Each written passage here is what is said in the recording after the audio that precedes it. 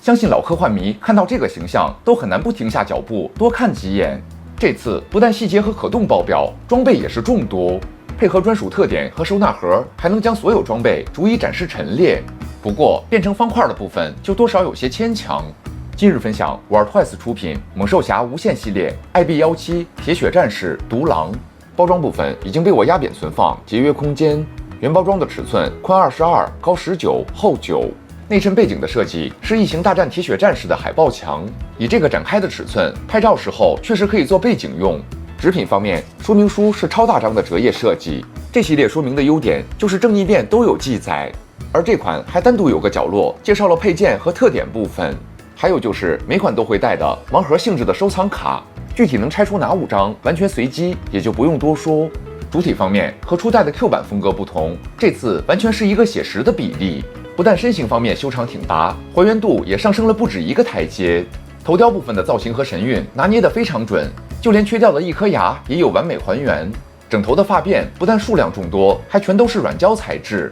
前胸部分无论是背带、胸甲还有骷髅装饰，全都有精细体现。左右手臂的不对称造型也完全没有省略，右臂上裂开的银色涂装和万刃的细节也都有模有样。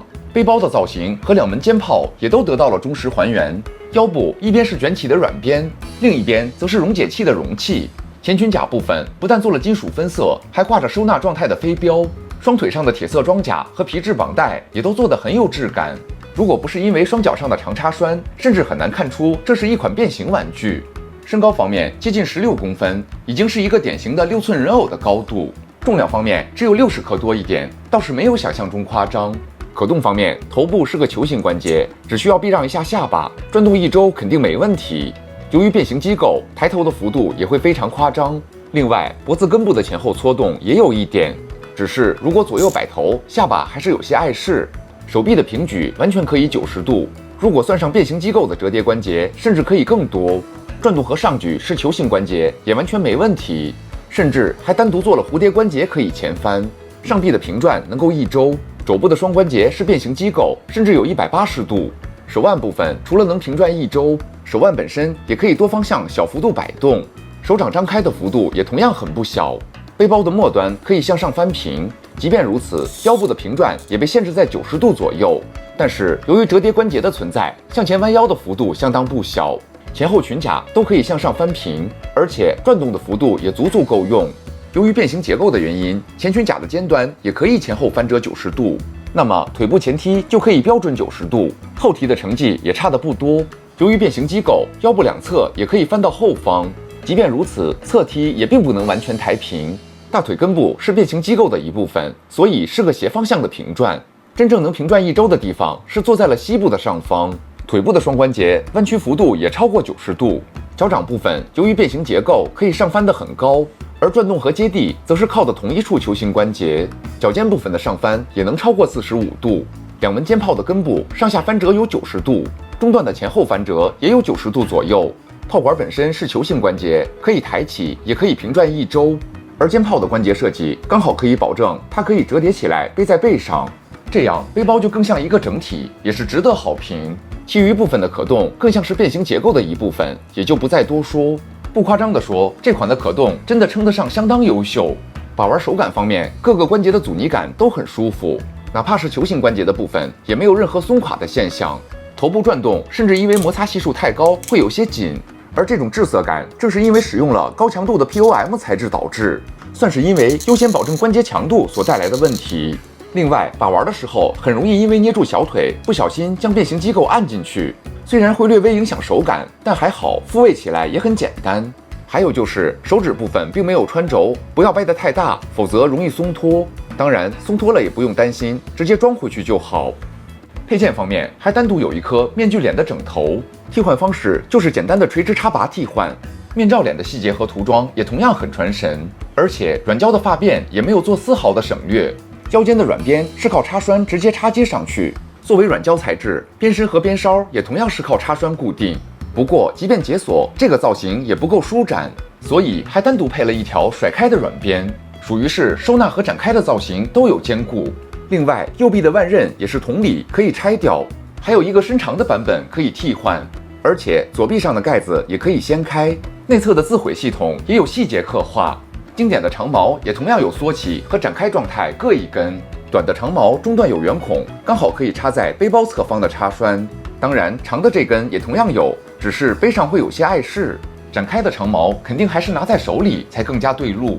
最后，前裙甲上折叠状态的飞镖也同样可以拆掉，也单独准备了一个展开造型的飞镖。细节虽然很锐利，但软胶材质并不会扎手。所有的配件都有2种形态，完全可以用奢侈来形容。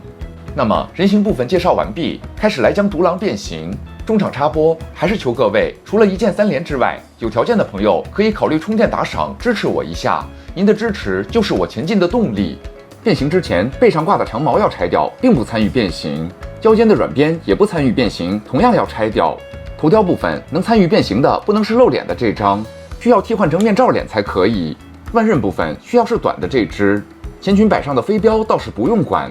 首先把双臂打直，向两侧翻平，再外拉，将内侧的折叠关节彻底拉平。2门肩炮沿这段关节后折竖起，背包的下端则向上翻平，解锁肩炮根部内藏的2个片向外翻平，再将背包整体逆时针旋转90度，将前裙甲调正并向上翻平，后裙甲也同样向上翻平。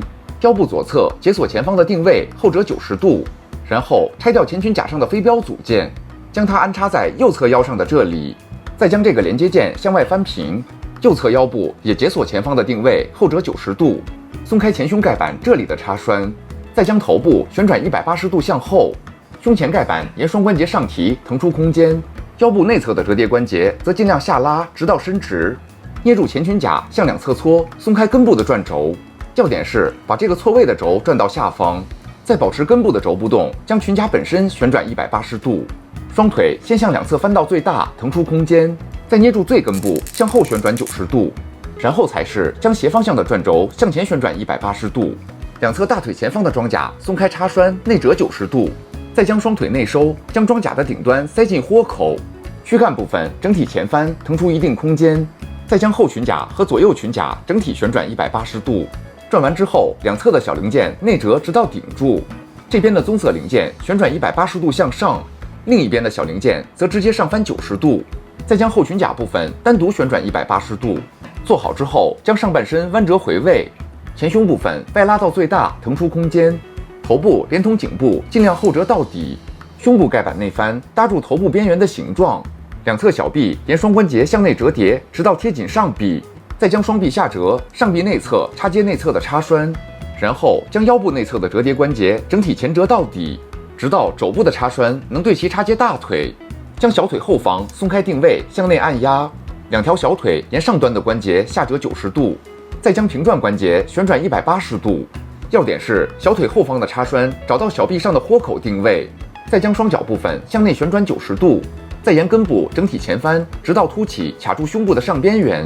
前裙甲的尖端则上翻90度，对其插接腹部的小孔。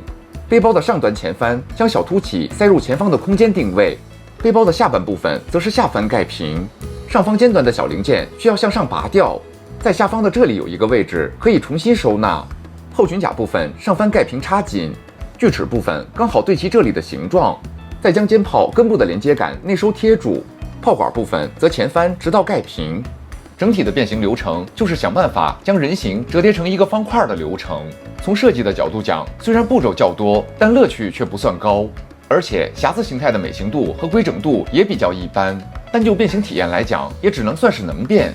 当然，系列传统的收纳盒依旧有附送，装入收纳盒的顺畅程度倒是不用担心，只是装完之后还有这么多配件没有地方安放，这就轮到这款的专属特点登场。这款特点同样是以挂卡的形式呈现，其实特点本身就是一个石板质感的配件收纳架，比如不参与变形的头部可以装在这里的球形关节，2根长毛可以通过中段的插孔安装在这个边缘，另一侧的豁口则可以将卷曲的软边安装上去，展开的飞镖则是直接搭在顶部，伸长的鞭子则可以放在下方的2个钩子上。